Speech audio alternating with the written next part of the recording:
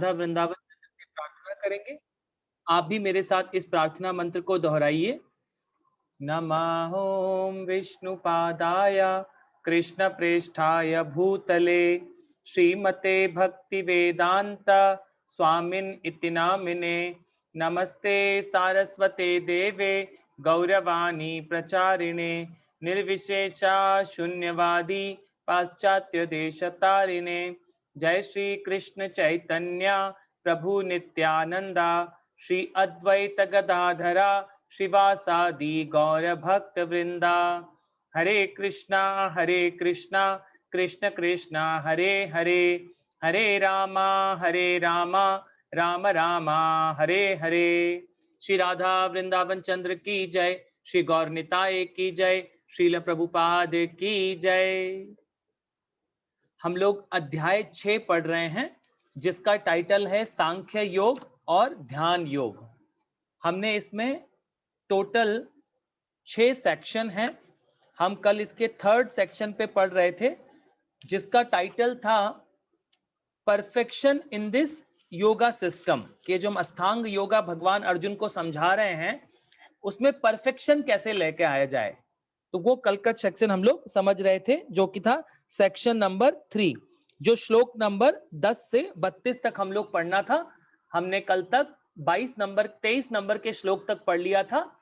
आज हम लोग श्लोक नंबर 24 से पढ़ेंगे और हम लोग श्लोक नंबर 47 ये पूरा चैप्टर कंप्लीट करेंगे। तो कल के जो 2 सेक्शन थे हमने श्लोक नंबर 1 से 4 तक पढ़ा था कि advancing in yoga through attached work, किस प्रकार हम इस अपने जो कार्य कर रहे हैं, भगवान ने दोनों प्रोसेस, क्योंकि भगवान ने पहले श्लोक में क्या बोला था, श्री भगवान ने कहा जो पुरुष अपने कर्म फल के प्रति अनासक्त है, अनासक्त मतलब उससे अटैच नहीं रहता है, कोई भी कार्य करता है उससे अटैच नहीं रहता है, और जो अपने कर्तव्य का पालन करता है वह सन्यासी और असली योगी है। वह नहीं तो न तो अग्नि जलाता है और न कर्म करता है, तो वो इस प्रकार के प्रोसेस में नहीं उलझता है और डिटैच वैसे अपने कार्यों को संपूर्ण करता है। इस प्रकार हमने ये कल श्लोक नंबर 1 से 4 तक पहला सेक्शन पढ़ा था। श्लोक नंबर 5 से 9 तक हमने पढ़ा था कि किस प्रकार व्यक्ति अपने गिविंग अप द वर्क, योगारूढ़ा एक वर्ड आया था, कि अपने सारे कार्यों को किस प्रकार वो त्यागता रहता है, वो पूरा प्रोसेस समझा था हमने श्लोक नंबर 5 से 9। और 10 श्लोक से लेकर 32वें श्लोक तक 32 तक हम लोग पढ़ रहे हैं stages of perfection of yoga, जो कि भगवान अर्जुन को अब क्या समझा रहे हैं, अष्टांग योगा। कि योगा जो अष्टांग योगा है या पातंजलि योगा है, इसमें किस प्रकार बैठना होता है, किस प्रकार वायु को कंट्रोल करना होता है, ये सारे प्रोसेस भगवान उसको समझा रहे हैं। तो कल हमने श्लोक नंबर 23 तक कंप्लीट कर लिया था। आज हम 24 नंबर के श्लोक से प्रारंभ करेंगे। अब देखिए भगवान अर्जुन को बोल रहे हैं कि मनुष्यों को चाहिए कि संकल्प तथा श्रद्धा के साथ योगाभ्यास में लगें और पथ से विचलित न हो। उसे चाहिए कि मनोरथ में उत्पन्न समस्त इच्छाओं का निरपवाद रूप से त्याग दे और इस प्रकार मन के द्वारा सभी ओर से इंद्रियों को वश में करे। तो भगवान बोल रहे हैं जो ये योगा पद्धति है उसमें बहुत डिटर्मिनेशन के साथ अर्जुन तुम लग जाओ। अब देखिए भगवान अर्जुन को इतने सारे योग क्यों बताने हैं। अगर भगवान ये सारे योग नहीं बताएंगे, मान लीजिए अष्टांग योग नहीं बताते हैं, क्योंकि भगवान अर्जुन को क्या बताना है कि अर्जुन को डायरेक्ट बोल रहे हैं भगवान कि तुम मेरी बात सुनो, मैं बोल रहा हूं तुम युद्ध करो, इसीलिए सिर्फ तुम युद्ध करो और तुम्हारा कोई काम ही नहीं है अर्जुन, ऐसा भगवान उसको बताना चाहते हैं। परंतु यहां पे भगवान क्यों उसको सारे योग प्रोसेस बताना चाहते हैं कि इस दुनिया में अभी इतने सारे लोग हैं। ये भगवत गीता भगवान ने सिर्फ अर्जुन के लिए थोड़ी बोला था, ये भगवत गीता तो भगवान ने पूरी दुनिया को गाइड करने के लिए, इस कलयुग में जितने लोग हैं उनको गाइड करने के लिए बोला था, ताकि इस दुनिया के जितने भी लोग हैं वो क्या समझ सकें, इस भगवत गीता के ज्ञान को अच्छे से समझ सकें और अपने जीवन में हम उनको फॉलो कर सकें। इसीलिए भगवान क्या बता रहे हैं कि आप क्या करिए, आप अर्जुन इस प्रकार के योगों, इतने सारे योगा उसको समझा रहे हैं ताकि अर्जुन इन सब योगों को समझकर हम लोग क्या करें, फाइनली भक्ति योग में लग जाएं हम लोग। अगर इन सारे योग हमें पता होंगे, ये सारे योग किस लेवल के हैं, बॉडीली लेवल के हैं, अल्टीमेटली सिर्फ शरीर को हमारे को सही करेंगे। परंतु जो हमारे को भगवान भक्ति योग बताते हैं उसमें हमारे साथ क्या होता है, क्योंकि हम ये शरीर तो नहीं है, हम आत्मा हैं, हम फाइनली भगवान तक जा पाते हैं। तो ये इसीलिए भगवान हमें बता रहे हैं कि दुनिया में जितने भी बहुत सारे टीचर हैं, योगा टीचर हैं, वो सिर्फ कौन सा योग सिखा रहे हैं, वो सिर्फ इस शरीर को सही करने का योग सिखा रहे हैं। और ये जितने दूसरे जितने भी योग हैं वो सारे कठिन योग होते हैं जिनको हम हमारे जीवन में फॉलो नहीं कर सकते। अब देखिए अगले श्लोक में आ जाइए, श्लोक नंबर 25 पे भगवान बोलेंगे, धीरे धीरे क्रमशः पूर्ण विश्वास पूर्वक बुद्धि के साथ समाधि में स्थित होना चाहिए और इस प्रकार मन को आत्मा में ही स्थिर रखना चाहिए तथा अन्य कुछ भी नहीं सोचना चाहिए। जब आप योगा कर रहे हैं उस समय आपको कुछ भी नहीं सोचना चाहिए, उस समय अपने माइंड को फुल कंट्रोल रखना है। इवन जब हम सब भक्त जो भक्ति योगी हैं, जब हम भगवान कृष्ण का नाम जप करते हैं सुबह उठकर, तो उसमें भी ये प्रक्रिया, क्योंकि ये माइंड क्या है, ये माइंड मंकी माइंड है। कभी यहां बैठा है, एक ही सेकंड में माइंड आपका अमेरिका पहुंच जाता है, दूसरे सेकंड में आपको आपके परिवार वालों की याद दिला देगा, कुछ ना कुछ ये माइंड कंटिन्यूअसली चलता रहता है।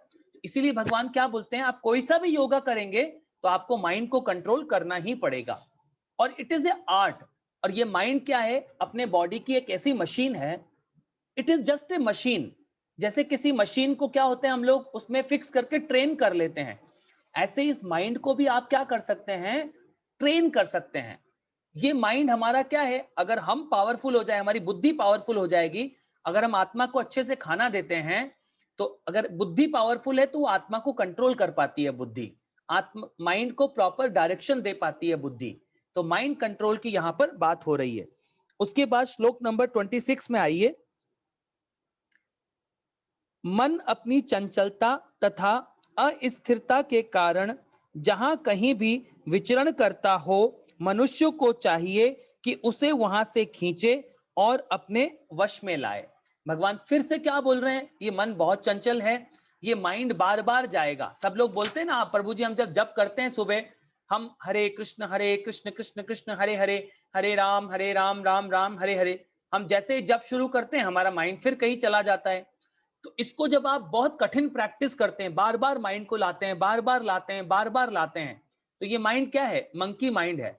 इसके माइंड में क्या करिए, एक ऐसी चैन लगा के इसको बिठा दीजिए।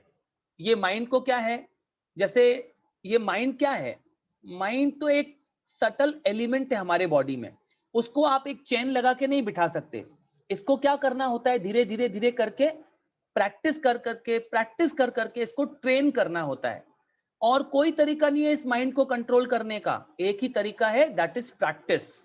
अगर आप अच्छे से प्रैक्टिस करेंगे इस भक्ति योगा में, तो ये माइंड हमारा अच्छा मित्र बन जाएगा।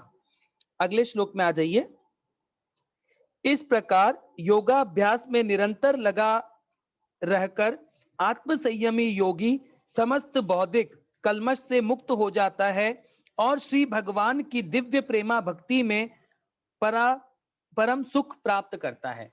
तो जो इस योगा को परफेक्ट से करेगा वो क्या हो जाएगा, धीरे धीरे परफेक्ट हो जाएगा और अपने भगवान में भी मन लगा पाएगा। अगले श्लोक पे आ जाइए, 29, वास्तविक योगी समस्त जीवों में मुझको तथा मुझ में समस्त जीवों को देखता है, निसंदेह स्वरूप सिद्ध व्यक्ति मुझ परमेश्वर को सर्वत्र देखता है। तो जो इसमें प्रगति कर चुका है इस योगा में, वो हर शरीर में देख पाता है कि ये इसके अंदर कृष्णा बैठे हुए हैं, हर शरीर के अंदर कृष्णा बैठे हुए हैं और ये सारे शरीर भी कृष्णा में बैठे हुए हैं और भगवान हर जगह विद्यमान है परमात्मा के रूप में। तो उसको ये नॉलेज हो जाता है इस योगा में परफेक्शन होने के बाद। ये बहुत इंपॉर्टेंट श्लोक है, 30वें नंबर का। भगवान क्या बोल रहे हैं, जो मुझे सर्वत्र देखता है और सब कुछ मुझ में देखता है, उसके लिए न तो मैं कभी अदृश्य होता हूं और न वह मेरे लिए अदृश्य होता है। तो देखिए ये भगवान एक भक्त की बात कर रहे हैं जो परफेक्ट, जो इस योगी में क्या है, परफेक्शन पा चुका है। वो क्या है, वो हर जगह भगवान को देख पाता है। अगले श्लोक पे आ जाइए, बहुत इंपॉर्टेंट है। और देखिए यहाँ पे एक बहुत श्लोक एक और है, अगर आप इसके परपोर्ट में देखें, प्रेमांजनाच्छुरित भक्ति विलोचनेन संत सदैव हृदयेषु विलोकयन्ति यशाम सुंदर अस्यात्म गुण स्वरूपम गोविंदमादि पुरुषम तमहम भजामि। मैं आदि भगवान गोविंद की पूजा करता हूं, जिसका दर्शन भक्तगण प्रेम रूपी अंजन लगे नेत्रों से करते हैं। तो इस भगवान के दर्शन करने के लिए क्या चाहिए हमें? जो नेत्रों में कौन सा अंजन चाहिए? प्रेम रूपी अंजन। अगर आपके पास भगवान के प्रति प्रेम नहीं है तो हम इस भक्ति में डायरेक्शन में आगे नहीं बढ़ सकते। तो हमें क्या होता है, ये प्रेम कैसे डेवलप होता है इस कलयुग में? वो होता है जब आप कृष्ण का नाम जप करते हैं अच्छे से। आपके हृदय में भगवान क्या दे देंगे? वो जो हम करोड़ों करोड़ों जन्मों से भगवान का जो प्रेम है वो भूल गए हैं, उसी के लिए इस बार हमें मनुष्य बॉडी मिला है, ये ह्यूमन बॉडी मिला है। उसका जब आप सही उपयोग करते हैं ह्यूमन बॉडी का, तो आप जो भगवान से हमारा जो भूला हुआ प्रेम है, उस प्रेम को हम पा पाते हैं। मगर वो प्रेम कैसा होता है भगवान के साथ? वो अनन्य सुख देने वाला प्रेम होता है। और इस भौतिक संसार में हमें जितने भी लोग प्रेम देने की कोशिश कर रहे हैं, वो कैसा प्रेम है? वो स्वार्थ वाला प्रेम होता है। कोई भी हमें असली प्रेम नहीं देना चाहता इस भौतिक संसार में। सिर्फ एक ही है, कृष्णा, जो हमें परम प्रेम दे सकते हैं, परम लव कर सकते हैं। और उस ऑब्जेक्ट को, कृष्णा को, हम भी क्या कर सकते हैं? हम भी उनको टॉप मोस्ट लव दे सकते हैं। वो लव का रिश्ता हमारा किसके साथ है? सिर्फ कृष्णा के साथ है। इस भौतिक संसार के सारे रिश्ते भी टेम्परेरी हैं, और ये क्या क्रिएट करते हैं हमारे को? अटैचमेंट और दुख क्रिएट करते हैं हमारे जीवन में। अगला क्या बोल रहे हैं भगवान? अब ये इस सेक्शन का हम लोग लास्ट श्लोक पढ़ने जा रहे हैं। जो योगी मुझे तथा परमात्मा को अभिन्न जानते हुए परमात्मा की भक्ति पूर्वक सेवा करता है, वह हर प्रकार मुझ में सदैव स्थिर रहता है। अब अगला इसका लास्ट श्लोक है, 32 श्लोक पे ये सेक्शन खत्म हो जाएगा। देखिए अब भगवान ने क्या बोला, हे अर्जुन, वह पूर्ण योगी है जो अपनी तुलना से समस्त प्राणियों को उनके सुखों तथा दुखों में वास्तविक समानता का दर्शन करता है। तो यहाँ पे भगवान ने इस सेक्शन को खत्म किया, करेक्ट। इसमें भगवान ने इस पूरे सेक्शन की थीम क्या थी कि वो योगा में परफेक्शन कैसे पाता है, stages in perfection in yoga, कैसी कैसी स्टेजेस होती हैं। मगर अब अर्जुन क्या है, अर्जुन ने भगवान से सुन तो लिया कि भगवान ने अष्टांग योग की अभी यहां पर बात की कि किस प्रकार उसको बैठना है, किस प्रकार उसको सांस लेना है, किस प्रकार माइंड को कंट्रोल करना है, इंद्रियों को कंट्रोल करना है। ये सारी बात भगवान ने अर्जुन को बता दी। परंतु अब क्या होगा, अर्जुन के मन में एक प्रश्न उत्पन्न हो गया। अब क्या बोल रहे हैं अर्जुन भगवान को, देखिए। अब हम 33 नंबर के श्लोक पे आएंगे। 33 से हम 36 तक एक और नया सेक्शन पढ़ेंगे, जिसका टाइटल है necessity of controlling the mind. ये माइंड को कंट्रोल क्यों करना है, भगवान हमें इस सेक्शन में बताएंगे। क्यों जरूरी है इस माइंड को कंट्रोल करना? हमारा माइंड अनकंट्रोल्ड है, तो हम लोग इस भौतिक संसार में परेशान हैं। हम अपने आप को शरीर समझ रहे हैं और दिन भर ये माइंड चलता रहता है। तो इसको कंट्रोल करना क्यों जरूरी है? इस सेक्शन में अब अर्जुन के मन में एक प्रश्न आया है। अब वो अर्जुन भगवान से पूछ रहे हैं, यो अयम योगस्तया प्रोक्तः साम्येन मधुसूदना एतस्याहं न पश्यामि चंचला स्थितम स्थिराम।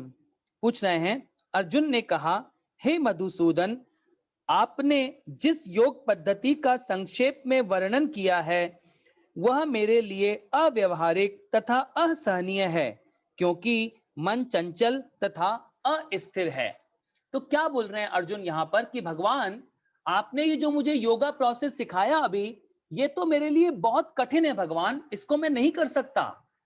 ये बहुत टफ प्रोसेस सिखाया है आपने मुझे, ये सारा प्रोसेस मुझसे नहीं होगा इस कलयुग में, क्योंकि मेरा माइंड तो चंचल है और अस्थिर है।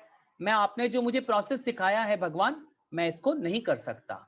आप ऐसा करिए, मुझे कुछ आसान तरीका दिखाइए।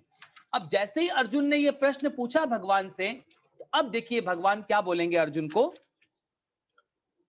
अब भगवान बोल रहे हैं 34 श्लोक में, चंचल ही मन कृष्णा प्रमाथि बलभद्रणम तस्याम निग्रहे मन्ये वायोरीव दुष्करम।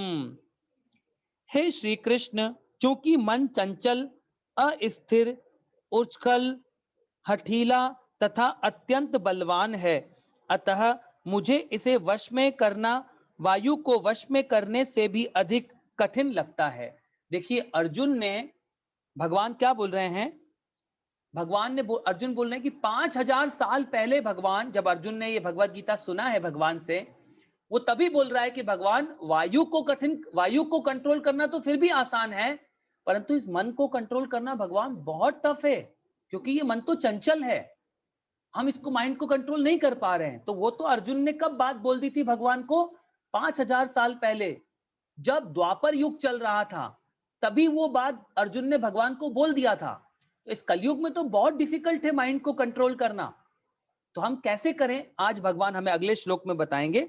देखिए अब भगवान बोलेंगे, श्री भगवान उवाचा असंचय महाभावो मनो दुर्निग्रह चलम अभ्यासेन तु कौन्तेय वैराग्येण च गृह्यते।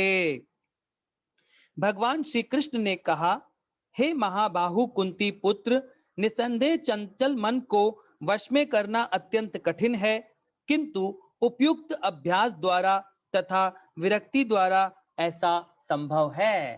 देखिए दो चीजें बोल रहे हैं भगवान यहाँ पर, एक तो क्या बोल रहे हैं, आपको अभ्यास करना है, और दूसरा विरक्ति लेकर आनी है, मतलब डिटैचमेंट लेकर आना है इस भौतिक संसार में। जब आप इन दोनों चीजों का उपयोग करते हैं, अभ्यास मतलब प्रैक्टिस, जब हम भगवान का नाम सुबह जप करते हैं, कैसे करना है हमें, हरे कृष्ण कृष्ण कृष्ण हरे हरे, हरे राम राम राम हरे हरे, हरे कृष्ण कृष्ण कृष्ण हरे हरे, हरे राम राम राम हरे हरे, हरे कृष्ण कृष्ण कृष्ण हरे हरे, हरे राम राम राम हरे हरे। कैसे, जो इसमें दो स्ट्रिंग है, हरे कृष्ण कृष्ण कृष्ण हरे हरे, हरे राम राम राम हरे हरे, तो उसको छोड़ना नहीं है, कृष्णा रामा कृष्णा रामा कृष्णा रामा कृष्णा रामा कृष्णा रामा कृष्णा रामा, कंटिन्यूसली पकड़े रखना है भगवान को। अगर ये माइंड फिर भागेगा, फिर तुरंत लेके आ जाना है। जब आप ऐसे कम से कम 1 साल तक अच्छे से प्रैक्टिस करते हैं, डिटरमाइंड होकर, सुबह उठ के 16 माला जो अच्छे से 1 साल तक प्रैक्टिस कर लेता है, उसका माइंड कंट्रोल में आने लग जाता है। इस माइंड को आप बिल्कुल, जो होता है ना, बिल्कुल एक जो मंकी माइंड होता है, उसको चेन लगा के बिठा देते हैं, वैसे इस माइंड को भी आप बिठा पाएंगे, अपने कंट्रोल में कर लेंगे, वश में आ जाएगा ये माइंड आपको। और क्या करना है, हमें विरक्ति लानी है, डिटैचमेंट लाना है। डिटैचमेंट किससे, इस भौतिक संसार की बहुत सारे अटैचमेंट हैं, उन सब से हमें क्या लानी है, विरक्ति लानी है हमारे जीवन में। तो जब इस प्रकार हम इस प्रोसेस को फॉलो करते हैं, तो हम क्या कर पाएंगे अपने जीवन में, हम इस, भगवान बोल रहे हैं कि आप अपने माइंड को कंट्रोल कर पाएंगे जब आप क्या करेंगे, अभ्यास करेंगे, सिंसियर अभ्यास करेंगे, तो आप कंट्रोल कर लेंगे। अगले श्लोक पे आ जाइए, श्लोक नंबर 36। भगवान बोल रहे हैं, किंतु जिसका मन असंयमित है, क्या बोल रहे हैं, जिसका मन उच्छृंखल है, उसके लिए आत्म साक्षात्कार कठिन कार्य होता है, किंतु जिसका मन संयमित है और जो समुचित उपाय करता है, उसकी सफलता ध्रुव है, ऐसा मेरा मत है। कृष्णा का मत है, अगर आप सिंसियर प्रैक्टिस करोगे तो आप इसमें सफलता प्राप्त कर लोगे। अगर आप भगवान का कहना मान लोगे, अर्जुन वो बोल रहे हैं, भगवान बोल रहे हैं अर्जुन को, ऐसा मेरा मत है, अगर कोई भी योगी अगर इस भक्ति में प्रोग्रेस करना चाहता है, अगर वो मेरी बात मान लेगा, इस भगवत गीता को मान लेगा, अगर वो इस तरह अपने माइंड को कंट्रोल करेगा, तो वो सफलता उसकी निश्चित है। तो अगर हमें भी सफलता चाहिए जीवन में, तो कृष्णा को अपनी तरफ कर लीजिए बस। और कृष्णा को अपनी तरफ करने का सबसे आसान तरीका क्या है, सुबह उठ के जो वैष्णवों ने आपको साधना का प्रोसेस बताया है, उसको फॉलो करने लग जाइए, सिंसियर होकर मंगला आरती करने लग जाइए, अच्छे से 16 माला जप करने लग जाइए, अच्छे से जो भी मुंह में खा रहे हैं वो भगवान का प्रसाद खाइए। भगवान के प्रसाद के सिवा हमारे जीवन में हमें कुछ भी नहीं खाना चाहिए। तो जिस प्रकार हम इस भक्ति योग को फॉलो करेंगे, तो आप इस डायरेक्शन में आपकी प्रोग्रेस कंफर्म है। और अगर आप सिंसियर होकर करेंगे, तो इस एक मनुष्य जीवन में हमें हमारा जो गोल है इस ह्यूमन लाइफ का वो हमें प्राप्त हो जाएगा। अब देखिए अगला सेक्शन है श्लोक नंबर 37 से 45।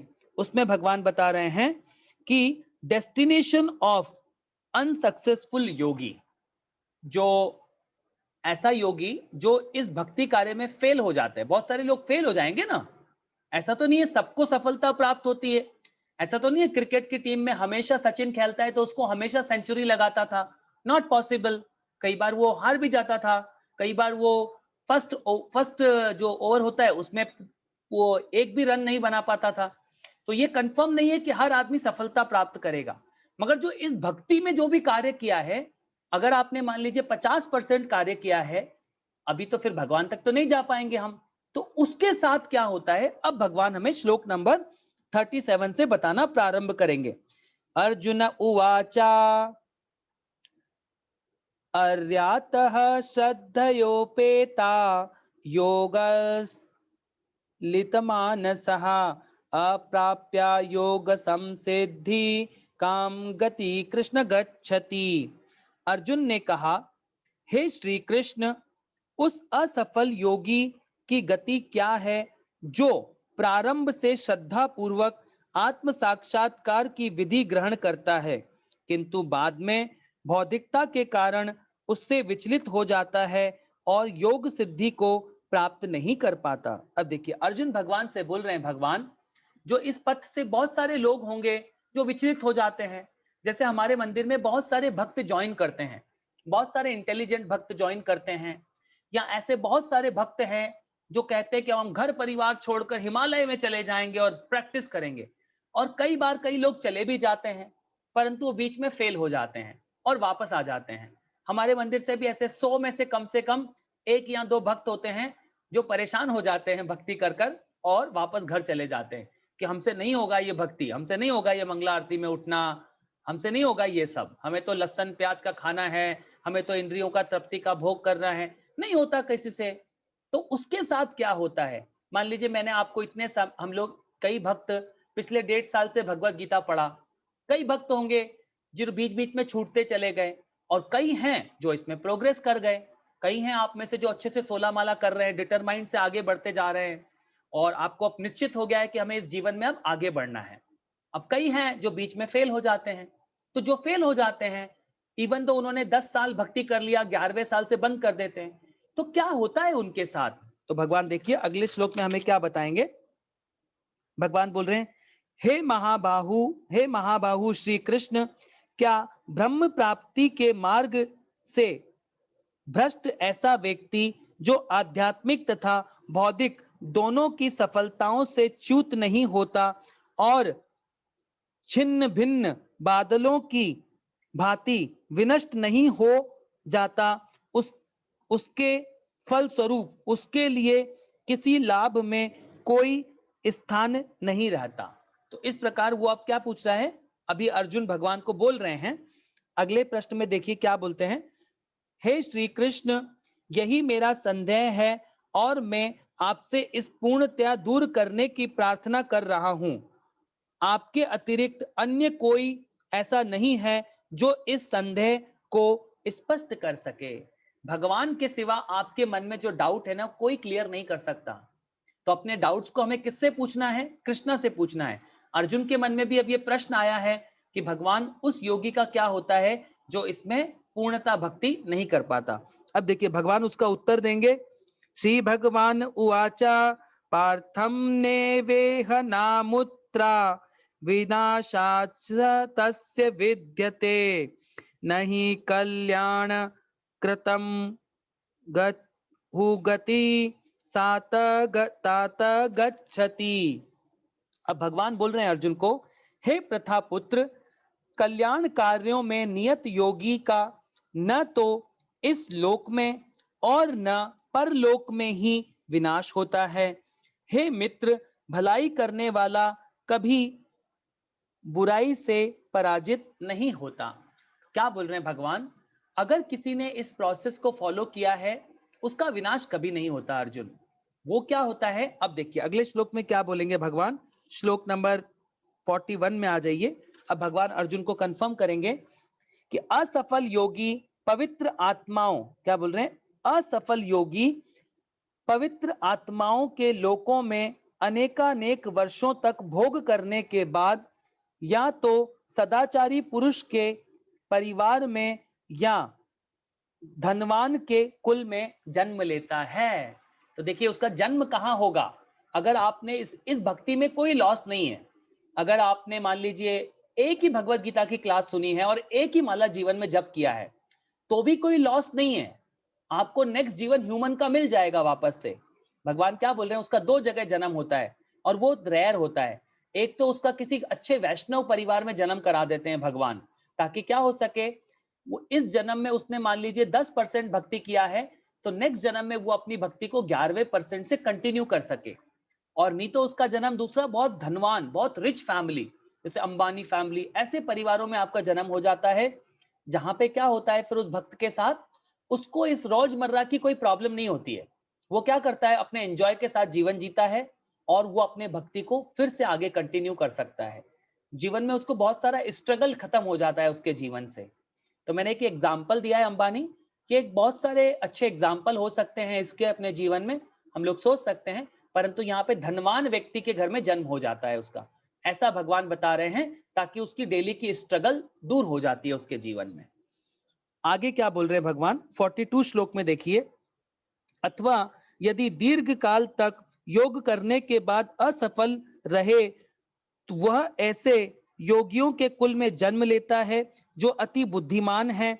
निश्चय ही इस संसार में ऐसा जन्म दुर्लभ है। तो किस परिवार में उसका जन्म होता है, जैसे प्रभुपाद का जन्म किस परिवार में हुआ, उनके पिताजी बहुत बड़े ग्रेट भक्त थे, भगवान के पहले से ही वो बहुत बड़े ग्रेट भक्त थे। जब प्रभुपाद ने कहा अपने पिताजी को कि ये मुझे मेरी पत्नी अच्छी नहीं लगती है, मैं एक और शादी करना चाहता हूं, तो प्रभुपाद के पिताजी ने उनको कहा कि तुम ऐसा करो, तुम्हें ये अच्छी नहीं लग रही है ना ये पत्नी, ये तुम्हारे लिए बहुत अच्छा गुण है, पत्नी अच्छी नहीं भी लगनी चाहिए कभी कभी। प्रभुपाद जी को ऐसा क्यों बोला, क्योंकि तुम क्या हो जाओगे, नहीं तो इससे अटैच हो जाओगे। अगर तुम अटैच हो गए विमेन बॉडी से तो क्या होगा, तुमको क्या हो जाएगा, इंद्रिय तृप्ति में फंस जाओगे। इसीलिए प्रभुपाद जी के पिताजी ने कहा था डोंट वरी, जैसी भी है इसी के साथ रहना है, बस एक ले ली ना जीवन में, आप कुछ नहीं सोचना है। तो उनके पिताजी क्या थे, बहुत बड़े ग्रेट वैष्णव थे, तो उन्होंने प्रभुपाद जी को ये गलत कदम उठाने से रोक दिया। तो जो वैष्णव होते हैं वो क्या करते हैं, अपने बच्चों को हमेशा भक्ति के मार्ग पर स्थिर करते हैं। इवन प्रभुपाद को बचपन में बहुत बीमारी हुई थी, तो डॉक्टर ने कहा इनको मछली का तेल पिलाइए। प्रभुपाद ने कहा भले मेरा बेटा मर भी जाए तो भी मैं उसको मछली का तेल नहीं पिलाऊंगा। तो प्रभुपाद के पिता क्या थे, वैष्णव थे। तो जब हमारा जन्म वैष्णव परिवार में हो जाता है तो हमारा भक्ति में प्रोग्रेस कंफर्म है, फिर हमें कोई निश्चित कोई चिंता की बात नहीं होती। जैसे हमारे मंदिर में बहुत सारे भक्त हैं, तो उनमें से कई जो गृहस्थ बनते हैं उनके बहुत सारे बच्चे होते हैं, फिर जब उनके पुत्र या पुत्री जो भी उत्पन्न होते हैं तो उनको क्या होता है, भक्तों के साथ रहने का मौका मिलता है। जिस दिन से जन्म हुआ है उसी दिन से भगवान का कीर्तन सुनने का मौका मिलता है और डेली भागवतम सुनने का मौका मिलता है, तो उनको बचपन से भक्ति करने का मौका मिलता है। और ये मौका कैसा है, बहुत बहुत रेयर है, करोड़ों करोड़ों जन्मों के बाद ये हमें मौका मिलता है जब हम कृष्ण की भक्ति कर पाते हैं और इस भक्ति में हम प्रोग्रेस कर पाते हैं। तो अब देखिए आगे क्या बोल रहे हैं भगवान, 43 श्लोक पे आ जाइए, बस थोड़ा ही समय बचा है। हे कुरुनंदन, ऐसा जन्म पाकर वह अपने पूर्व जन्म की देवी चेतना को पुनः प्राप्त करता है और पूर्ण सफलता प्राप्त करने के उद्देश्य से वह आगे उन्नति करने का प्रयास करता है। तो क्या करता है, उसको जो उसने मान लीजिए 50% भक्ति करी है इस लाइफ में, तो नेक्स्ट जीवन में वो 51% से अपनी डिवोशनल सेवा को फिर से शुरू करता है और फिर वो नेक्स्ट जीवन में खत्म कर लेता है। बहुत अच्छा एग्जाम्पल हमने कौन सा पढ़ा है इसके लिए, जड़ भरत महाराज। जड़ भरत महाराज के साथ क्या हुआ था, वो इवन तो पूरी भक्ति कर चुके थे, बस लास्ट समय पे जब वो जंगल में थे तो उनको क्या हो गया, एक हिरण के बच्चे से अटैचमेंट हो गया, मोह हो गया। तो उनका नेक्स्ट जन्म कैसा पैदा हुए, वो हिरण का जन्म लेना पड़ा उनको। और फिर तीसरा जन्म फिर जब उनको मिला तो वो कैसा मिला? जड़ भरत की तरह मिला, और वो उस जीवन में भगवान तक चले गए। तो भगवान उस भक्त के ऊपर कृपा करते हैं। जो भक्त भक्ति में उन्नति चाहता है, भगवान उसका पूरा ध्यान रखते हैं। इवन दो जड़ भरत महाराज को हिरण का शरीर मिला था, फिर भी उनको भगवान ने बुद्धि दी थी। वो हिरण क्या करता था? सूखी घास खाता था। जहां पे भगवत गीता भागवतम का पाठ हो रहा है, वहां बैठा रहता था। अपने हिरण मित्रों के साथ भागता नहीं था। तो इस तरह भगवान बुद्धि देते हैं उस भक्त को कि हमें इस इंद्रियों को इंद्रिय भोग से निकाले रखना है और अपने आप को भक्ति में लगाए रखना है। तो ये एक आर्ट है। आप भले इस भौतिक संसार में ही कार्य करते रहिए, परंतु फिर भी आप क्या कर पाएंगे? अपने आप के इस माइंड को इस भौतिक संसार से डिटैच रखकर अपने आप को भक्ति में लगा पाएंगे, जब आप इस सिस्टम को फॉलो करेंगे। अगला क्या बोल रहे हैं भगवान?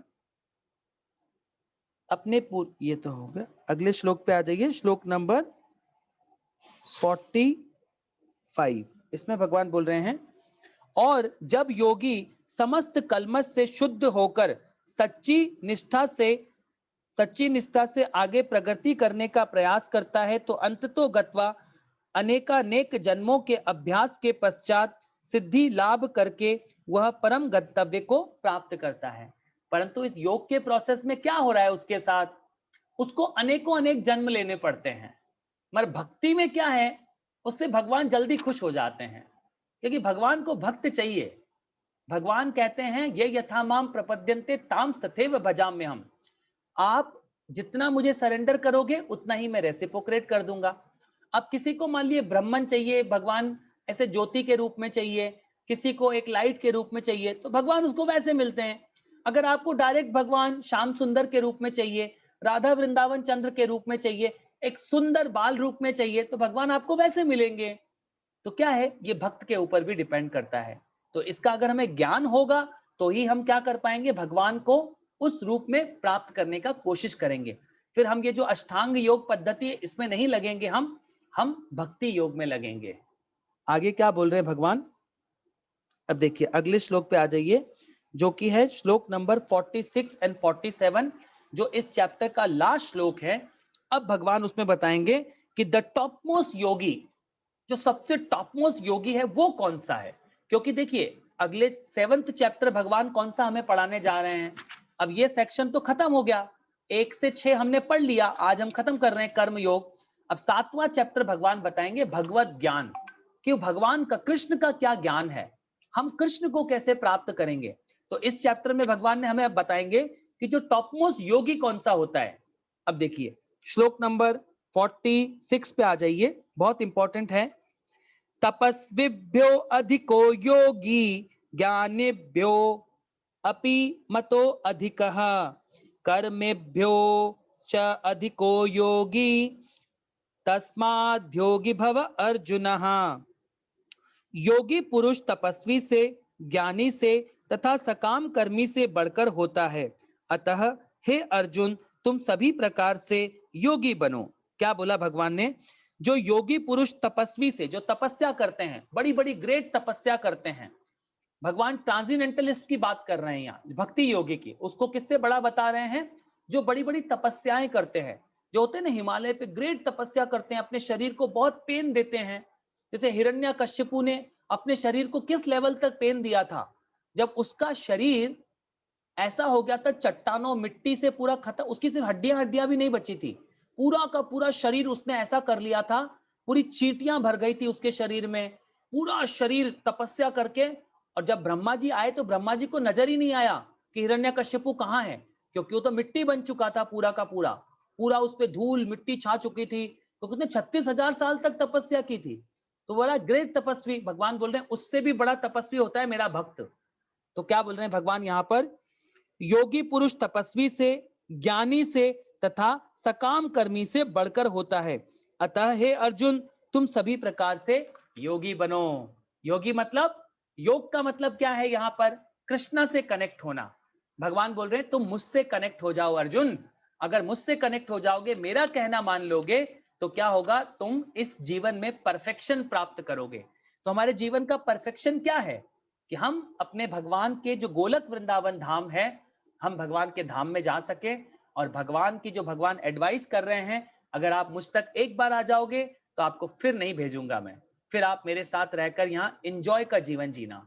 तो यहाँ पे जो दुखालय अशाश्वतम है, वहां से जाने का अब भगवान हमें अगले श्लोक में फॉर्मूला दे रहे हैं। देखिए भगवान क्या बोल रहे हैं, सबसे मेन योगी कौन सा होता है, देखिए योगी नाम अपि सर्वेशाम मद्गत अंतरात्मना श्रद्धावान भजते यो माम स में युक्त तमो मतः।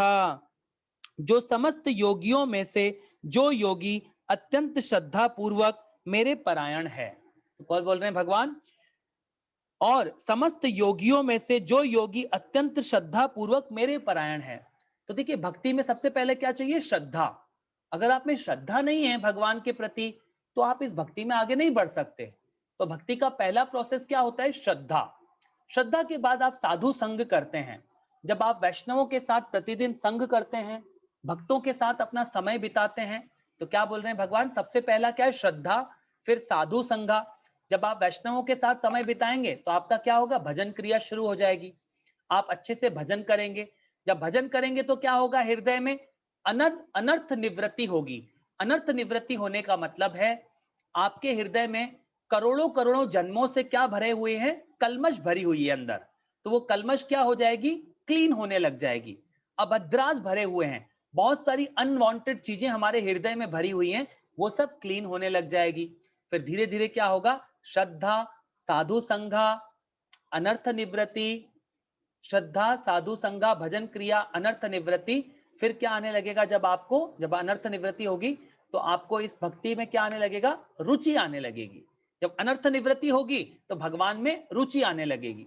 जब रुचि आने लगेगी तो क्या हो जाएगा, आपको इसमें आसक्ति बढ़ेगी भगवान में। फिर आसक्ति के बाद दृढ़ निश्चय हो जाएगा भगवान में आपको दृढ़ निश्चय। और दृढ़ निश्चय के बाद क्या होता है आपको, फिर भावा एंड प्रेमा। जो प्रेम क्या है भगवान की, वो लास्ट स्टेज है।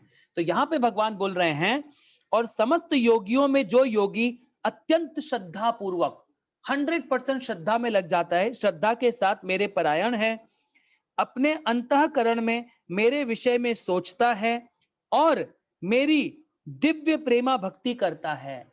भगवान की दिव्य प्रेमा भक्ति मतलब टॉप मोस्ट डिवोशनल सर्विस के साथ भगवान की सेवा करता है, दिव्य प्रेमा भक्ति में करता है। वह योगी, वह योग में मुझसे परम अंतःकरण रूप में युक्त रहता है और सबों में सर्वोच्च है, यही मेरा मत है। तो जो योगी है, जो भगवान का डिवोटी है, उसको भगवान यहाँ पर योगी को सबसे टॉप मोस्ट बता रहे हैं। मगर कौन सा योगी, वो अब हम अगले चैप्टर से पढ़ना शुरू करेंगे, क्योंकि भगवान ने यहाँ पर क्या बता दिया अर्जुन को कि सबसे टॉप मोस्ट योगी कौन सा है, जो मेरी भक्ति में श्रद्धा पूर्वक मेरे परायण है, मुझ में लगता है। अभी तक अर्जुन को भगवान ने अपने बारे में नहीं बताया है कि मैं कौन हूं। अब कल से हम लोग श्लोक चैप्टर नंबर 7 पढ़ेंगे। बहुत इंटरेस्टिंग चैप्टर है। अब ये 7 से 12, जैसे एक सैंडविच होता है ना, ऊपर ब्रेड होती है और नीचे ब्रेड होती है, और मिडिल में क्या होता है, मेन चीज या वेजिटेबल, जो भी मेन मसाला होता है।